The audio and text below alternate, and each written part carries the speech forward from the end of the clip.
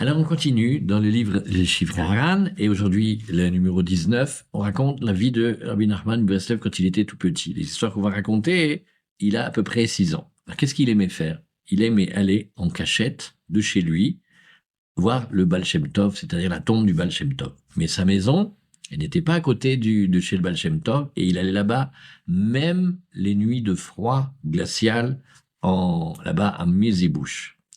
Et de l'endroit où il y avait le cimetière du Baal Shem Tov, où il y avait le mikvé, il allait. En fait, il y avait 2 mikvés. Il y avait un mikvé qui était dans l'établissement de bain, normal, chauffé, et un mikvé dehors. Il préférait aller dehors.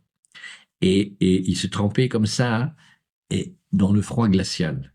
Maintenant, comme il était petit, et qu'il avait 6 ans, un jour, après avoir été parlé avec Hachem, qu'est-ce qu'il faisait quand il était sur la tombe du Baal Shem Tov?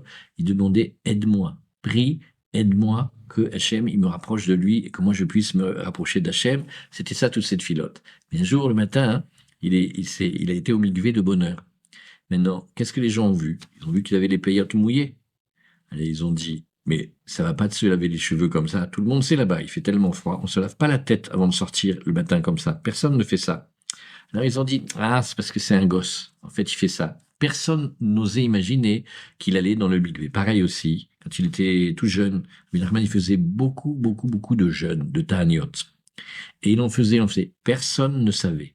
Ni son père, ni sa mère. Sa femme, une fois qu'il s'est marié, il lui a raconté ce qu'on raconte à sa femme, mais il lui a dit, mais tu me promets, tu répètes pas. Et tout ce qu'il faisait, il le faisait dans la plus grande discrétion, il le faisait sans que personne jamais ne sache.